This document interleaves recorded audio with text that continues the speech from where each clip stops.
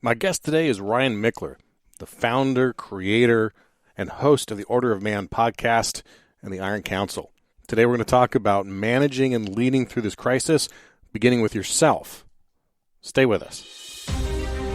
You are a warrior. 321 status. What kind of vehicle is it?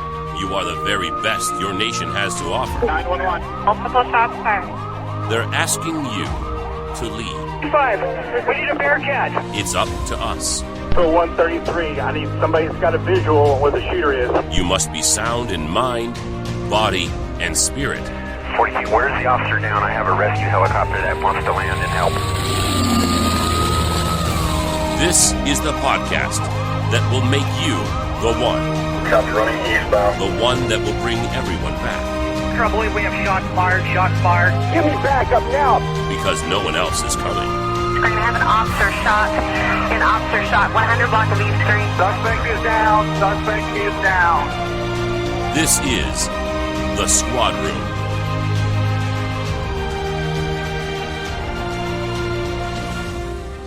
Hello, everybody. Welcome back to another episode of The Squad Room. I'm your host, Garrett Tesla. I'm an active duty law enforcement officer in Southern California. And if this is your first time listening to the show, The Squad Room is about identifying tactics and strategies that we can use to navigate this challenging career and this challenging time so that we can be the best version of ourselves possible when we go to work, when we suit up, and when we come home to our friends and family. My guest today is a repeat guest. Very excited to have him, Ryan Michler. Ryan is the founder, creator, and host of the Order of Man podcast, a podcast that has turned into a movement, a true movement. And Ryan's been a great inspiration to me and someone I've followed for a long time. His last time on the show, we talked about masculinity around law enforcement and the challenges and dynamics of that. But Ryan is also very much a leader. And a leader of his own movement, a leader in his family. And I wanted to have him on for his unique perspective on how we can lead and win during a crisis like the one we're currently in, and how we can take opportunities out of that to step up and to really shine, because we are obviously in a spot right now. I think a lot of us are seeing it at agencies. I'm hearing from a lot of you out there that are dealing with agencies where the leadership the life has been sucked out of it. And there's no leadership at your agency. There's an opportunity to lead at any level. And there's also an opportunity to lead at home and in your community. So that's why I wanted to talk to Ryan. And he absolutely delivers in our conversation today. And we will have him on here in just a second. I want to remind you that our store is now open. You can go to thesquadroom.net and click on the shop link in our menu, and you can go to that. You can also that same shop is at aworthycauselife.com. This is the shop connected to the show here. Named it something different just because I'm inspired by Teddy Roosevelt and his idea of the man in the arena and spending your time in a worthy cause. That's certainly what we do here. That's what we strive to do. But there are also so many of our partners in the first responder and volunteer professions that do that too. And we're seeing so much of that right now with COVID that the people in the arena are not just those in the standard first responder professions anymore. That could include grocery store clerks to UPS drivers to the doctors and nurses, of course. So a worthy cause life is my effort to acknowledge and celebrate the whole idea of service and serving something greater than yourself. So that's why it's named a little differently than the Squad Room. Now, before we get to Ryan, I want to thank our sponsors. For months now, you might have heard me. You might have heard me talking about this already. But for months now, I had been looking for a way to thank my guests and supporters like Ryan. Ryan's certainly going to get one of these. After being involved in a major international incident recently, I was given quite a few challenge coins. And I love challenge coins. And it turned out it was surprising to me how much they actually ended up meaning to me. So I decided to make a Squad Room challenge coin to share with guests and supporters. And I went searching for a company that could meet my high standards, but I was still nervous about making such a big purchase with my own money. Most challenge coins you order these days are ordered online, produced in a factory far, far away, and tracking down someone in customer service can be a challenge. And I'll admit that I'm kind of old school and I prefer to do my business eye to eye. Well, So I delayed this decision on a vendor for a long time until I found Signature Coins out of Florida. And turns out, you know what? They actually listen to the show and they're fans. And when I contacted them, we connected right away on my passion for what I'm doing here, their passion for honoring our profession. And Daniel, Trey, and Jeff and all those guys over at Signature Coins immediately put me at ease about making such a big purchase. And they really bent over backwards to make the coin that I had in my head become a reality that I'm now holding in my hand. In fact, you can check out a picture of the coin, because I'm really happy with it, on my Instagram, at the Squad Room on Instagram. Signature Coins has over 30 graphic artists on staff right now in their Orlando office. So if you are not an artist, I'm certainly not, they can help you out. They don't charge a single penny for the artwork, and they get you ready for production. And that's a big difference. They don't charge any hidden artwork fees. A lot of times you get hit at checkout with a big markup on an artwork fee. They don't do that. You don't have to hire an outside designer. They'll get you spun up and ready to print. They do all this without all this art for free. There's no obligation to buy, and they also have inclusive pricing, which means that you're not going to get hit with a hidden upcharge at that checkout. You got a 100% guarantee on their craftsmanship, free next-day shipping in the U.S. when the coins are done, and their customer service team is right there in Orlando. Their turnaround is quick, about 2 weeks, which is super fast for coins. And like I said, free next-day shipping when you get your coins when they're ready to go. I couldn't be happier with my coins, and I couldn't be happier that I got them from Signature Coins. If you're looking to make your own challenge coins, you can find out more at signaturecoins.com or email info@signaturecoins.com, and Jeff will hook you up with a quote. If you use the coupon code THESQUADROOM, all one word, you'll get $50 off your first order. Learn more at signaturecoins.com. Thank you to them for sponsoring the show. They help us keep the lights on and do the things that need to be done in order to get people like Ryan on the show. All right, so here's our guest. Ryan Michler, welcome back to the Squad Room, man. It's been mind blown here, but it's been over 2 years since we last talked. Yeah, it goes pretty quick. A lot has happened over the past 2 years, but man, honored to be joining you again. Thank you, and I'm honored that you're taking the time. I know that my audience has responded so well to your last episode here, and then watching your, I don't want to say just podcast, it's like it's a movement, really, right? Your movement at Order of Man has really come into its own since the last time we talked, too. It's really started to grow. So, it's a testament to what we're doing and the power of the message. So I'm excited to be on this path. So you mentioned that a lot has happened. Your book has come out. I want to touch on that a little bit. You've done a move across the country from Utah to Maine. You just uprooted everybody with no connection to Maine. That's just inspiring in itself. And then you've also, I think, since we last talked, moved from this being a passion project to a side hustle to a side job to a full-time job in that time too. But yeah, I can't remember what we had talked about last time, but that's possibly some of it has evolved for sure. Yeah, we last time we really covered a lot of like the ideas of masculinity and in the leadership roles as first responders, right? And so I thought today would be a good second part to that conversation. As much as I want to talk about some other stuff, I feel like we're in an opportunity right now to talk about leading during this current pandemic that we're in. And you know, the things that we can do, man or woman, because the leadership principles are the same, and you've espoused a lot of them through your own work. And I thought we'd start by kind of clarifying that there's really three places I see that we need to be leading right now. We need to lead at work, we need to lead at home, and we need to lead ourselves. And I thought my first question to you would be, of those three, can you rank those in terms of importance and then maybe explain that a little bit? So you said work, family, and self. Is that what you said? Yeah, work, home, and ourselves, or work family. Home and okay, yeah. Yourself is number one, without a doubt. And that's funny because that's where most people put that as the bottom, right? Mm-hmm. And I get it. Like you've got responsibilities and obligations, and those things are all noble. It's all good. But if you aren't taking care of yourself, you're going to burn out and crash before too long. Family next, and then work from there. I mean, what we do, the way I look at this is like you focus on the smallest unit first, which is yourself, singular, right? You focus on yourself first, and then as you become more capable of leading yourself, then that starts to grow and expand like influence, right? So now you influence those who are closest to you. That's your family. Your family is closest to you. And then once you begin to start impacting your family and leading them in ways that is effective for them, then it moves even further outward into your community, into your work environment, your colleagues, etc. So that's the order in which I would place the priority: yourself, your family, then your work. I like that too, and I wholeheartedly agree. I think it's something you talked, and I know it's something you talked about in your book, Sovereignty, and the importance of kind of taking control of yourself and your own destiny in that way.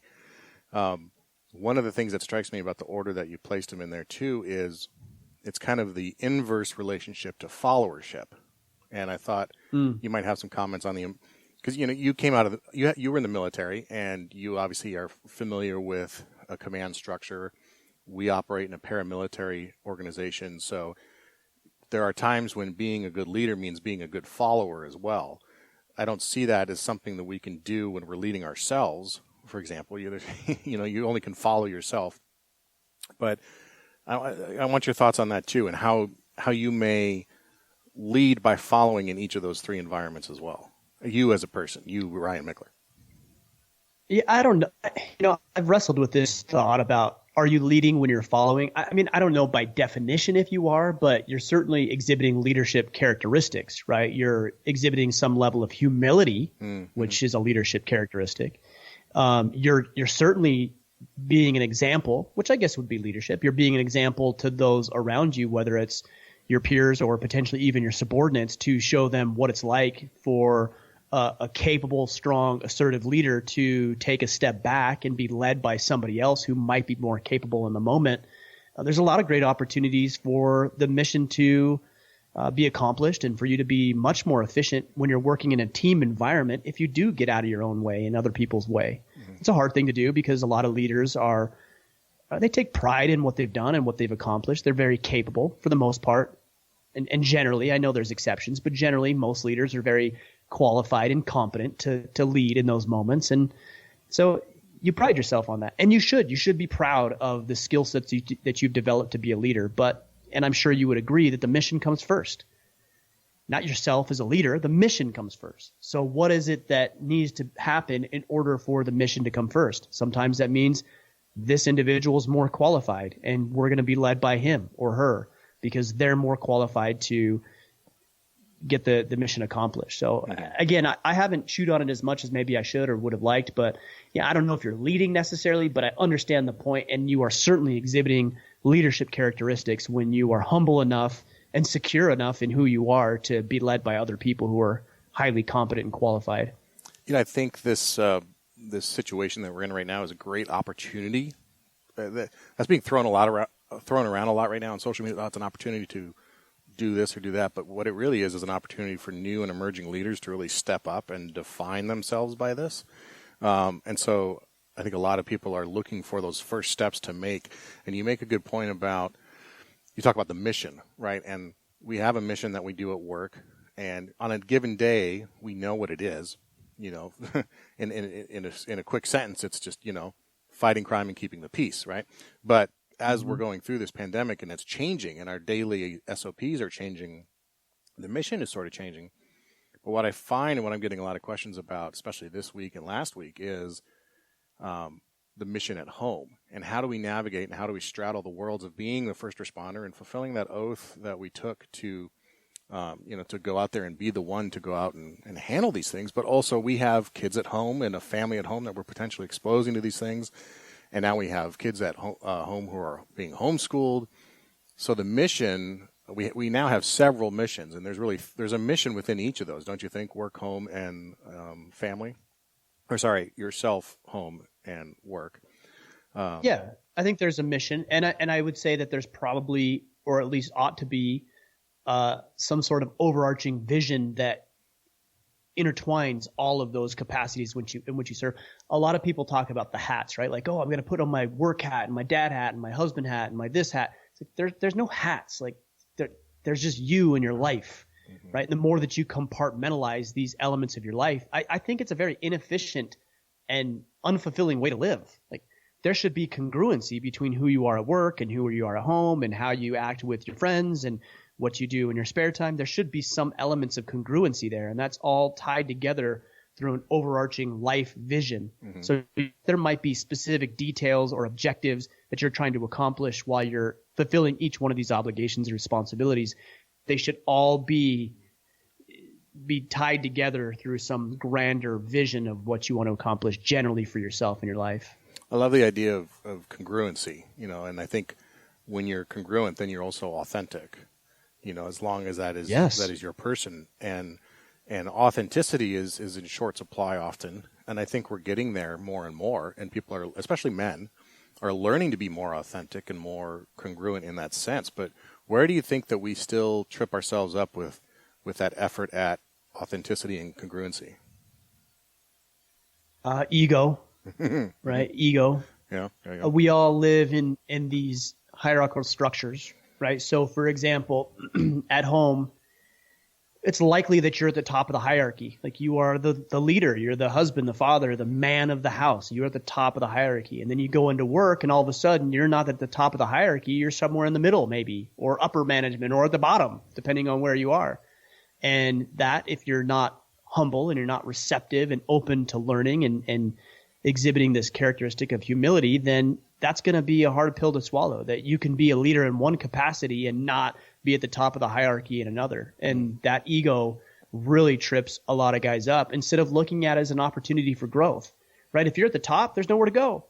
If you're at the bottom, man, you got plenty of room to grow. So use that as a moment to be excited about your prospects of growth and progression and career advancement and all the other things that come as you progress up this hierarchy.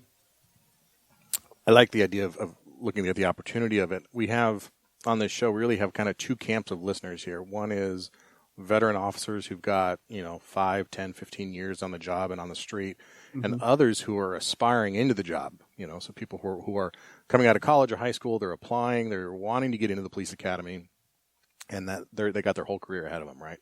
And so you just touched on my next questions, but my idea is, where do we start in each of those, the ourselves, home, and work? What's the first step in leading ourselves? You've written a whole book on it, but give me that in a short version.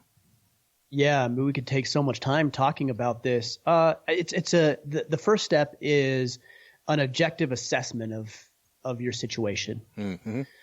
Just like you're going into a crime scene or some sort of a circumstance or situation which people are at danger or at risk. Like, you're not just going to run in there guns a-blazing. Like, that sounds stupid. It's going to get people killed, right? Mm-hmm. But what do? You assess the situation. You gather intel. You gather information.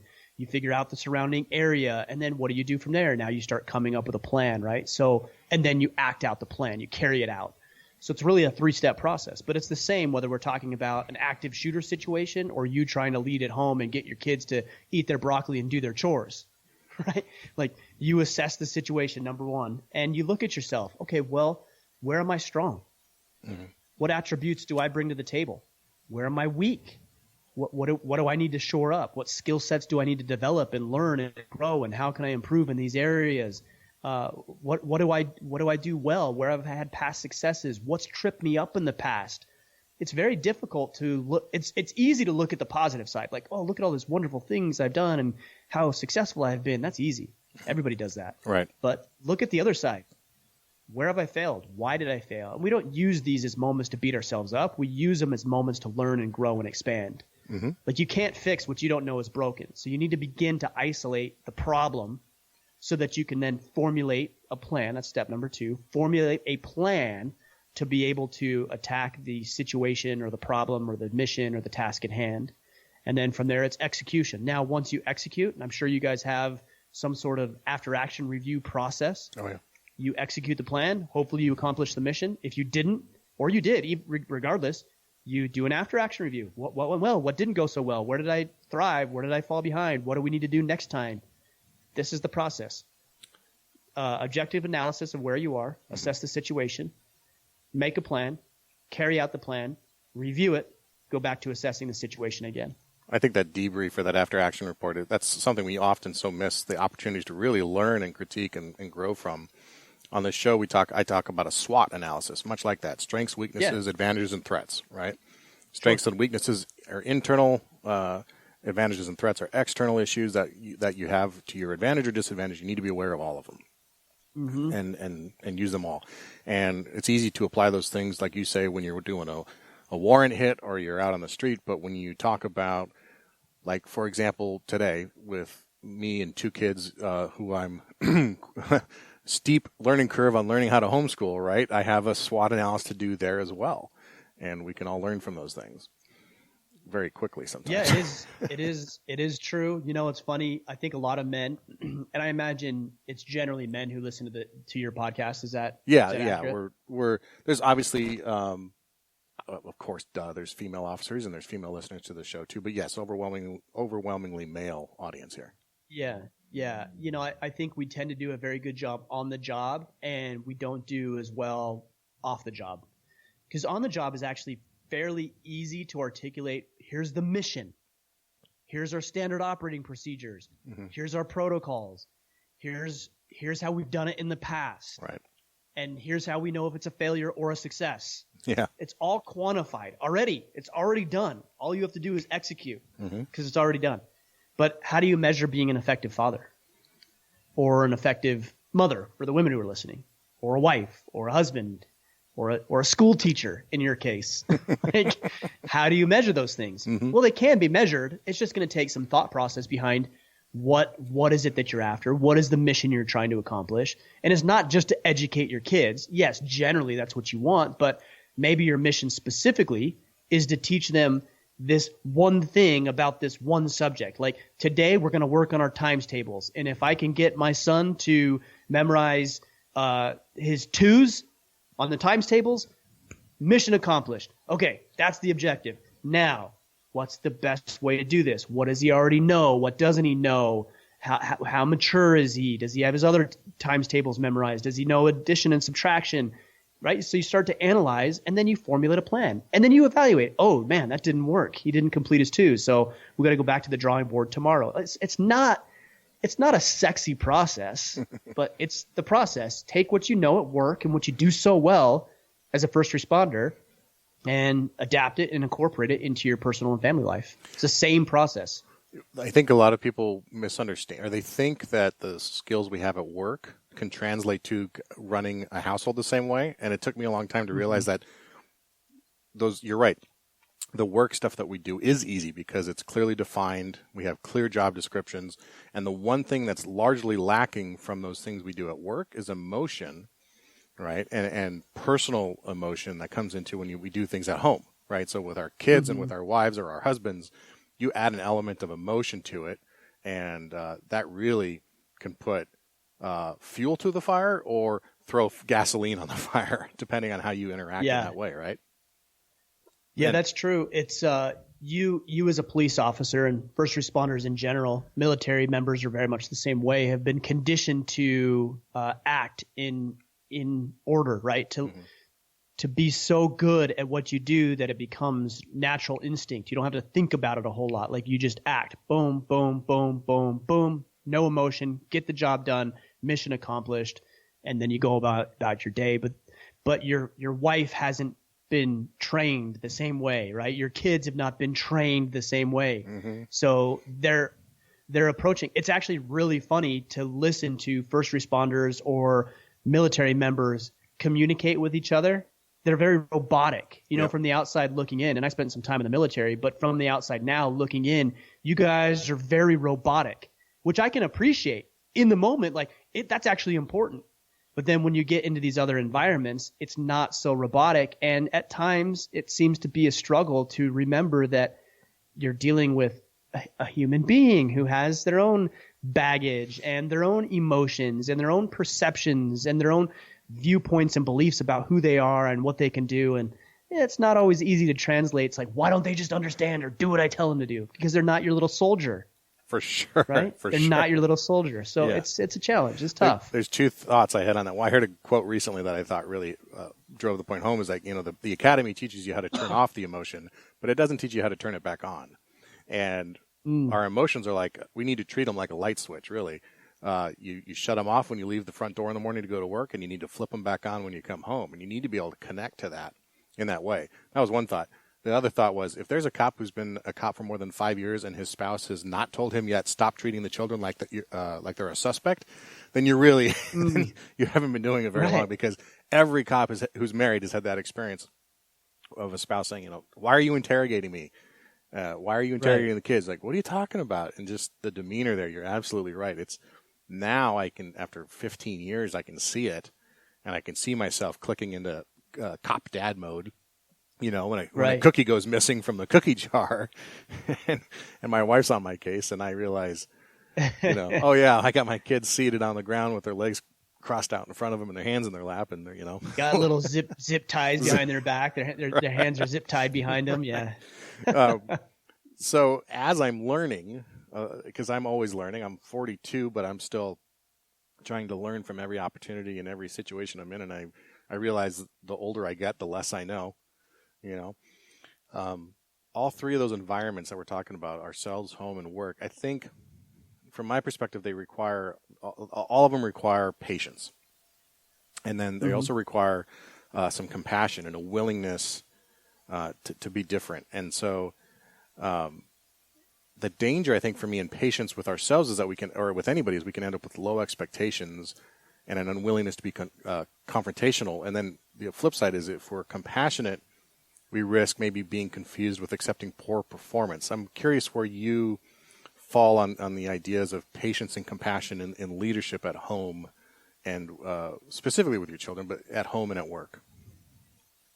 You base it on the results you're trying to produce. Because believe it or not, I think it's actually important that you exhibit some sort of compassion or empathy even towards a suspect that you might be dealing with. Sure.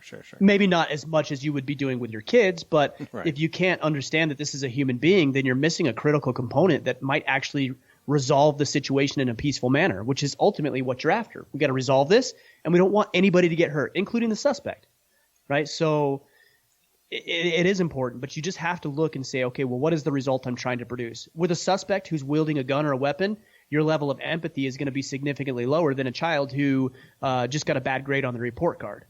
But the objective is, with a suspect, is to take this person into custody, to keep them from harming other people and themselves, and therefore my level of assertiveness, or even in some cases aggression, is going to have to go up based on the mission and objective at hand. Now, if you're dealing with a kid who's dealing with a bad report card, the ultimate objective for you is to understand, okay, well, why? Is something going on? Are they having a hard time at school? Is there a learning disorder? Are they being bullied? Do they not get the information? Do they need glasses? There could be like 1,000 different things. Do they have bad influences that they're spending time with? 1,000 different things. But ultimately, your objective is to figure it out so that they can get a better grade. Well, that's going to require more empathy and understanding and compassion, and maybe even some grace, than assertiveness and aggression and dominance. So what you do is you look at what is the mission, what is the objective, and then what is the best way to get there. Now, here's what I will say that I think a lot of you, military members, first responders, might fall into a little bit, because I know some of your personalities it's very assertive, a lot of red personalities, get the job done, task oriented, let's get this thing done, is you might fall into thinking like, well, if they don't listen to me, then that's their problem. That's not my problem, that's their problem. Well, no, it's actually your problem, because you're trying to influence that individual. Again, whether it's a suspect or a victim or your child. You are the one communicating. You are trying to achieve an objective. Therefore, it is not their problem that you can't adapt your communication style. It's your problem, because you're the one trying to achieve the objective. So if you're the person who's like, if they don't get it, that's their fault, or the 0 F's mentality type person, like you're being driven by ego, and you're getting in your own way of producing the desired results on any front of your life. Yeah, that I 100% agree, and I think I could see myself in that early in my career and realize that wasn't working. And I'll totally admit that it still pops up from time to time, and I have to be super self-aware of that mindset. And then, you know, I've never been a fan of the 0 F's mindset either, and I just don't understand that. And especially as a first responder, like, man, that's why you signed up, you know, like you signed up to give something. And it actually is, to me, when people say that, they're doing it to be tough, right? Sure, yeah. They want to exude this level of tough. I actually think it's weak. Absolutely. Like, it's fragile. Like, if you can't bend and you're so rigid in your thought process, the problem with being rigid, like, for example, So we've got this big flagpole. It's like a 25 or 30-foot flagpole outside of our house.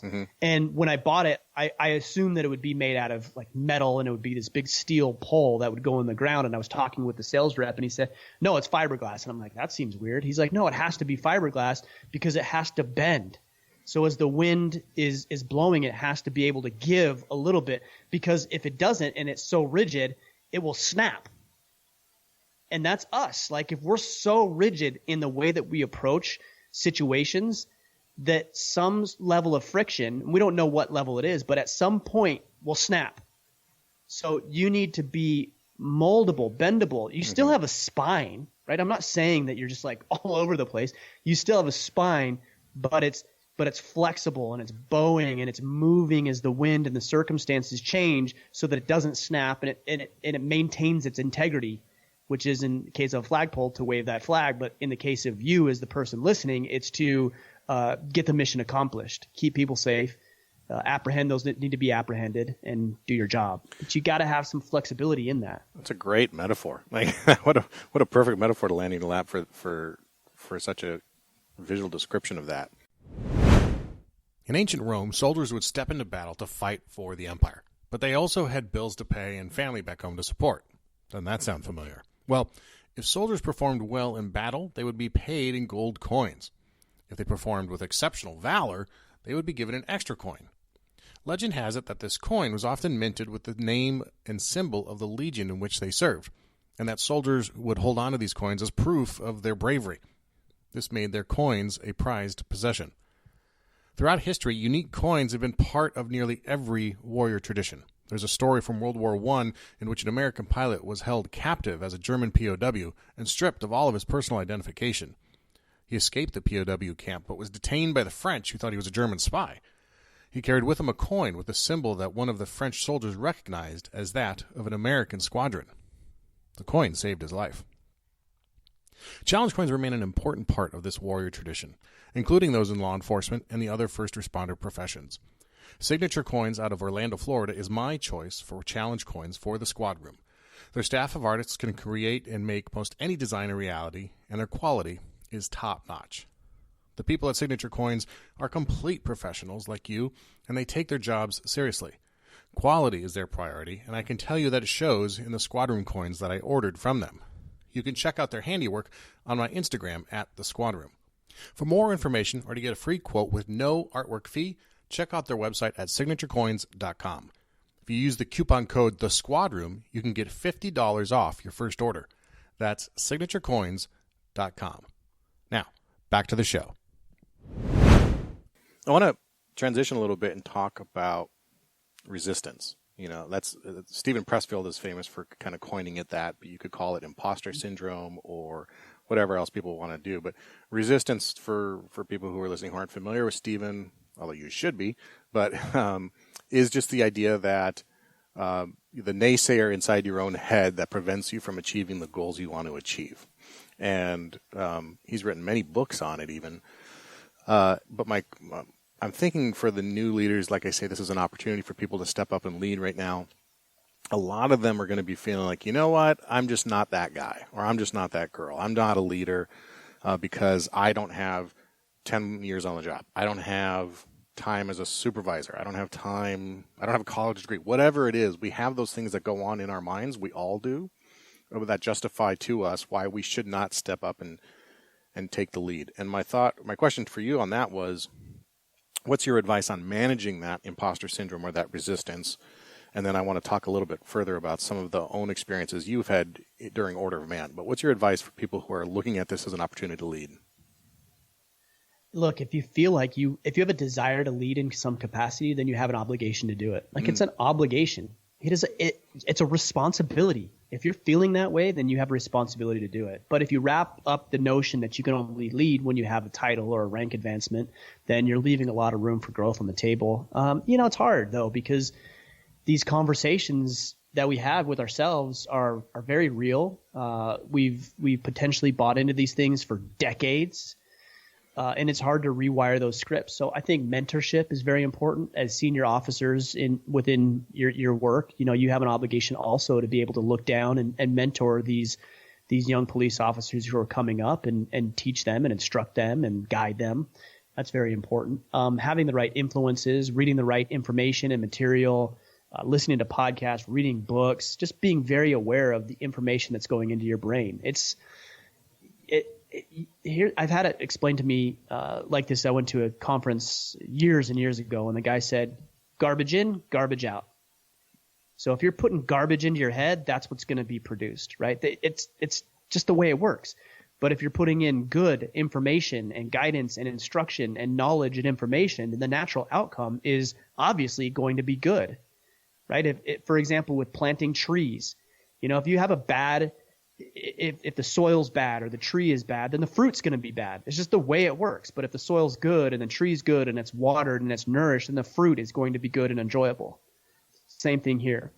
So be very aware of what you're putting into your mind and what you're consuming, who you're surrounded with, who you're learning from, because that will negate and offset some of the mental talk and baggage that you probably subscribed to for years and years at this point. Yeah. You've talked openly about your own feelings of this every once in a while. These things will come up even now.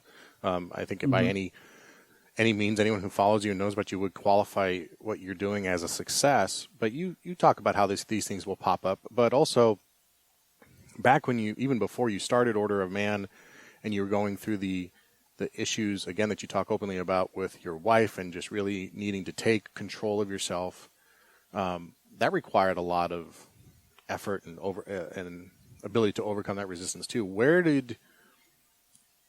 Nowadays, when these things come up nowadays, where do you start? Is there a book you go to, a podcast, a specific mentor, an Instagram page, or is there an internal process you go through? I actually have it right here. So this is a journal that I use that we created. It's called a battle plan. And anytime I start to get down on myself or start to get into this like mental game, the mental gymnastics I've heard it referred to as, like, this is what I go to. Mm-hmm. And I know you can't see it, but in there is a plan for what I'm going to accomplish this week.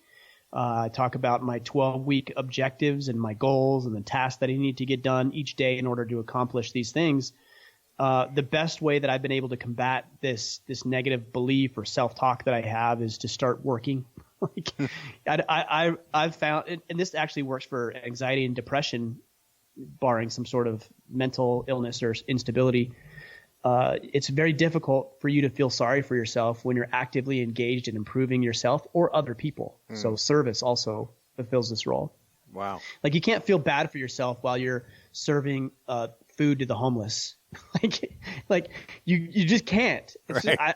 I'm kind of under the impression that it's just not possible. Mm-hmm. If you're starting to get look, my mom always used to say, and I rolled my eyes when she said it. She'd say, "Idle hands are the devil's workshop," and I used to think that it meant like, oh, I'm going to get into trouble because I'm bored, which could be true, but it also has an element of mentality to it as well. If you're bored and your mind isn't engaged, that's when the stuff starts to creep in.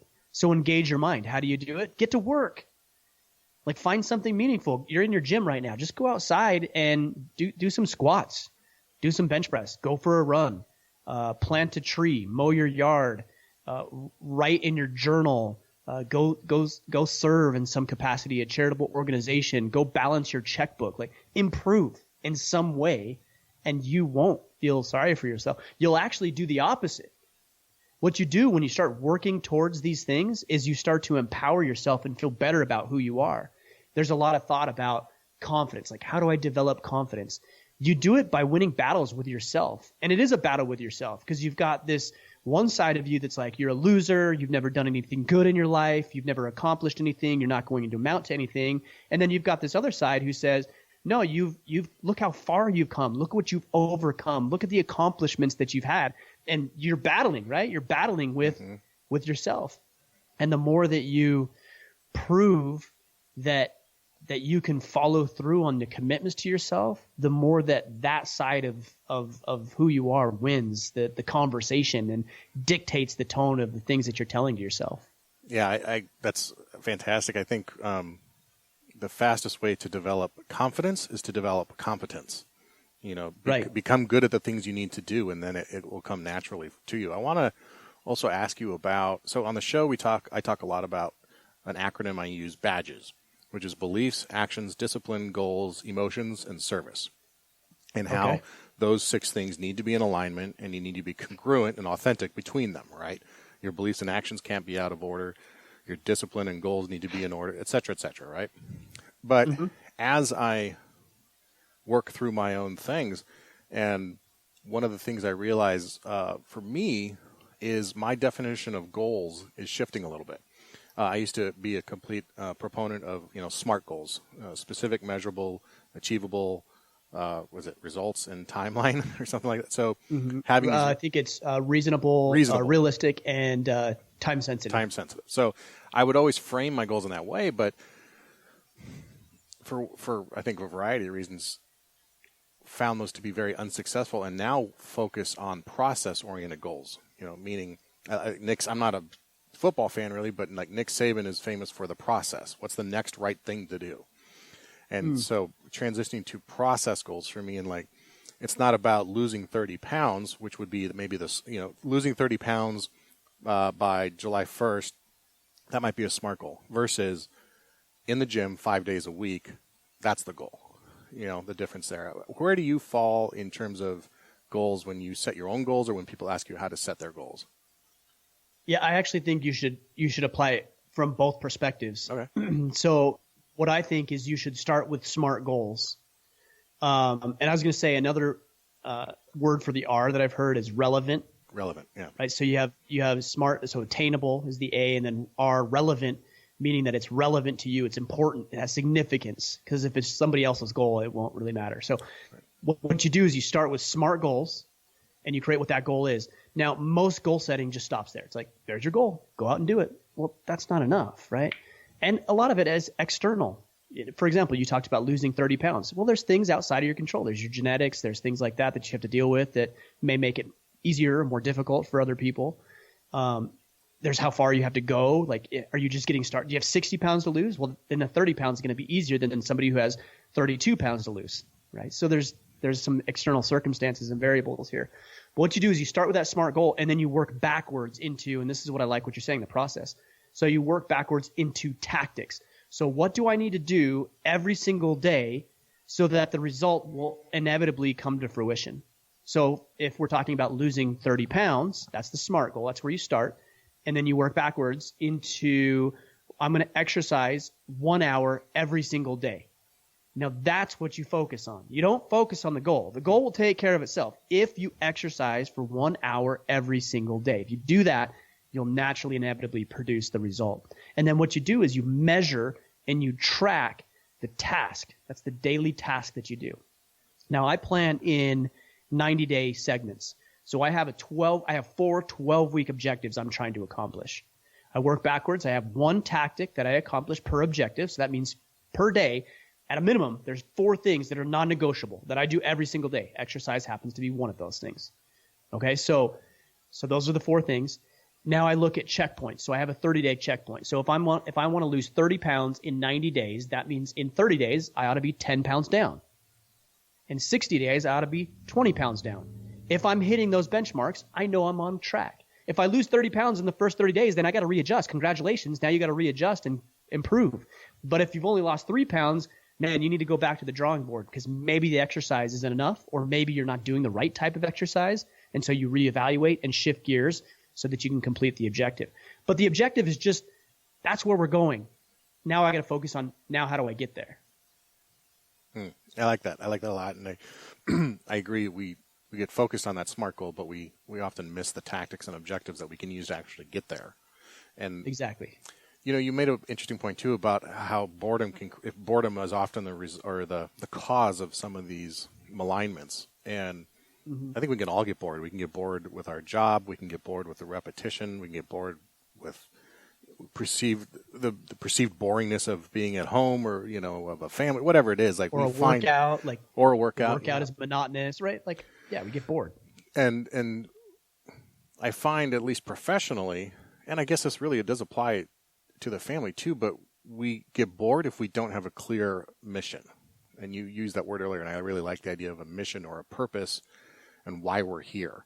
What are the things you use to make sure that you maintain a mission? Because, your mission has changed as you've been an adult, of course, and then as you have kids, and as Order of Man has gone from a side job to a full-time job to then like I said, movement, and you are now a leader of this movement. Your mission had to have changed with that. How do you make sure that you're staying on a mission, that your mission is timely and appropriate?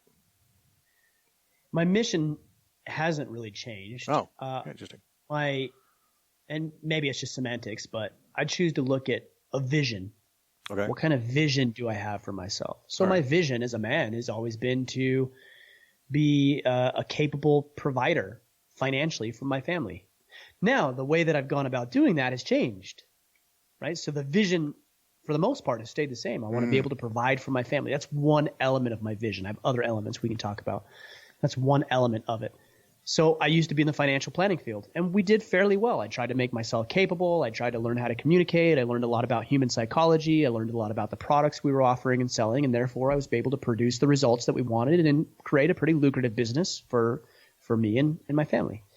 Over the course of the past 5 years, which is when I started Order of Man, I've gradually become more capable of interviewing people and marketing myself online and creating frameworks and systems that people could digest and utilize in their own life. And as I've built up my capabilities, I've been able to make great income and provide for my family, even more so than I was doing in my financial planning practice. But the vision didn't change. The way that I went about doing it and the means in which I fulfilled the vision have. The tactics, yeah. Okay. Right. Now, I will say my vision evolves, right? Like, for example, when my kids are leaving the house, me being in a highly engaged father by playing Lego and all these other things, obviously they're going to be out of the house, right? They're doing their own family and their own things, so that's going to evolve. That's going to change. And when that time comes, I adjust my vision. I think about what kind of grandfather I want to be, what kind of husband I still want to continue to be. And then I make my objectives based on the vision itself. I like the idea that there's a guiding point, right? And that doesn't really change. Your direction doesn't change. Just the tactics and objectives might change there too. You mentioned your job in the finance world, and I wanted to talk a little bit too about that dynamic, but also just very realistically kind of day-to-day encouragement and tactics and strategies for people right now, because so many of our officers are single income families, and it's just the way the first responder world works. It's like it's really hard to have a dual income family and spend a grip load of money on childcare, or dad's sleeping during the day and mom's juggling the kids. I'm in a situation where my wife works, but very, very many are single income. The wife stays at home and it manages with the kids. And there's pressure. There's pressure there, right? And so the one thing I want to kind of dig into a little bit is a lot of cops have an entrepreneurial spirit, a lot of first responders in general, and that puts pressure. That single income puts pressure on their willingness, or their willingness to go out and try something new, try and start a side hustle, try and generate some extra income, or even just leave the field in general, because they've got the pension and they've got the steady income and they've got the stable job, and they can't just fall back on their spouse's salary. I was wondering if you had any advice on managing a single income while also engaging the entrepreneurial spirit like you did. Yeah, I mean, you talk about the pension and the steady income and the reliability of work. Those are crutches, frankly. Those are things that we rely on that would hinder us from walking on our own 2 feet. And look, I'm not telling you that you shouldn't be a first responder, or anybody who might be listening that is employed by an organization. Like, I'm not telling you that you need to own your own business. In fact, probably most people shouldn't own their own business. But if you have a desire to start a movement or a business or a side hustle, and you're using the pension or the career or the stability as an excuse not to do it, then that has become a crutch, and you're no longer walking on your own 2 feet. The problem with a crutch is they break, right? Like, you either get bored, or you get hurt, or you get older and you can no longer serve, right? So there's a lot of things that would make external circumstances that would render the crutches that you're using obsolete. You're no longer using them, or they're no longer available to you. And then you're left with this weakened position that you're in because you haven't been walking on your own 2 feet. So that's what I would say generally. Now, specifically, you don't have to be an expert, but just take the first step. I'm not sure how you started your podcast, and this movement that you got going on now, but I just started a podcast. That's all I did. I got it up and running in like 3 days. And I'm talking about my first. I had a podcast before this one. I'm talking about my first podcast. I got it up and running in like 3 days because I was highly committed and I was serious about doing it. And it doesn't take as much effort and savvy as you might think it does. But you just take the next first step, and you never know where it's going to take you, and that's okay. It's okay that you don't know. But if you have an interest or a desire, or just like even remotely interested in something, then you owe it to yourself to take the next first step without knowing where it's going to take you, perhaps even without any expectations. Yeah. And then once that develops, you like it, cool, take the next step. You don't like it, pivot. But just take one non-threatening step, then the next non-threatening step, and so on and so forth. And one day, maybe 5 years from now, you'll look back and think, man, look how far I've come. I didn't even realize that we had done what we've done, which is very much my experience. Yeah, I get a lot of emails from people who are like, they appreciate the show, they want to do something similar, they just don't have. Often it's phrased something like, I just don't know how to do it.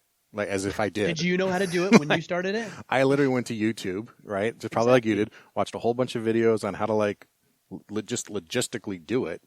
These I've never heard of podcast servers, and I had no idea about Apple iTunes. Like, no, I just did it, and then chunked my way through it for a long time.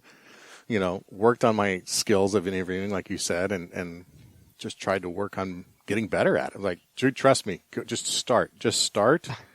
If you do 10 episodes, it's not like the world's laughing at you and you can't just pivot and move on to something else, right? Right. But well, look, with all due respect to anybody who would say that, and I have people that say that too, you never knew how to do anything. Like when you came out of your mother's womb, you were helpless. Right. You didn't know how to become a police officer before you became one. Right. Or a medic or a firefighter or a military member. You didn't know. You didn't know how to do math before you learned how to do math. You didn't know how to deadlift before you learned how to deadlift. Nothing that you know now just came through osmosis. You had to look foolish for a little while, and you had to figure it out. And maybe there were some people along the way that gave you some coaching and guidance and instruction. But yeah, if you're saying, well, I don't know how to do it, so I'm not going to do it. Well, then you wouldn't have done anything in your life if that was the reasoning you're subscribing to. It's probably more accurate to say that you're afraid of it than to say I don't know how to do it. I think that's such an adult thing. I watch kids, they will jump on a topic, they'll engross themselves in it. They're more than willing to know that they don't know everything, and they learn it. And as adults, we assume that we're supposed to know everything about everything, and that's impossible. Right. We got my daughter a jump rope, and we gave it to her, and she got on it the first time and said, okay, here's how you do it. And she whacked herself in the head, and then she did it, and she whacked herself in the wrist, and then she got caught up, and she hung her feet up and tripped and fell. And she didn't stop. She kept going. And guess what? Now she can jump rope. Right. This is not a hard concept to understand.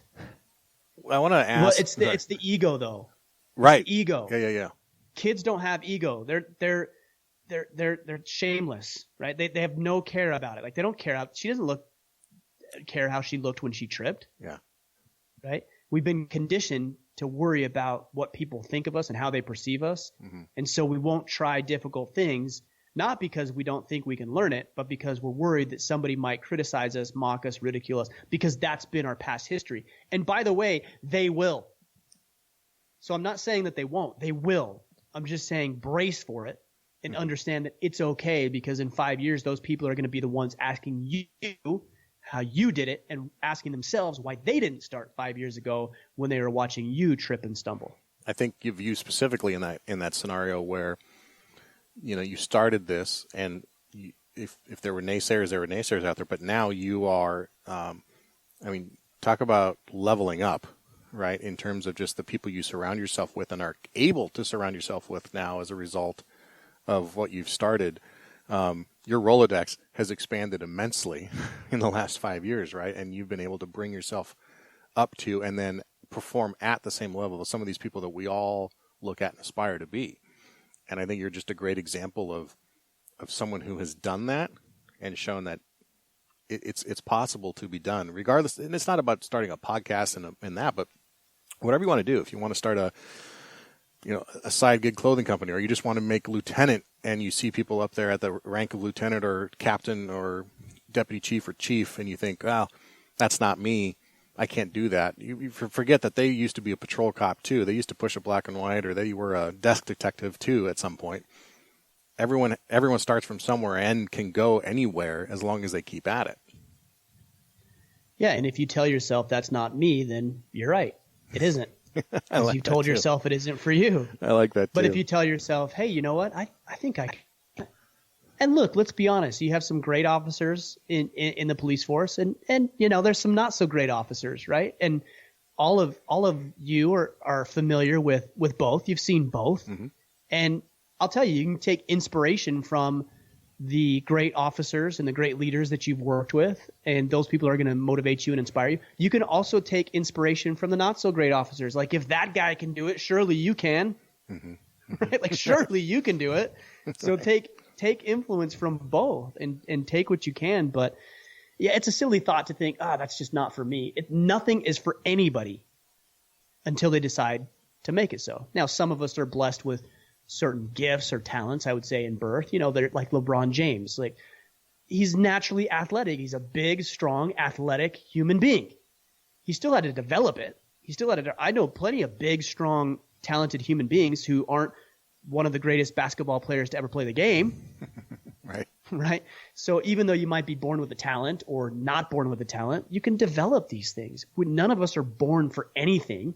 It's just a matter of what you put your effort towards. And so those people you look at who are at the top are just people who said, I'm going to do that. And they just exert themselves for long enough, and there they are. Mm.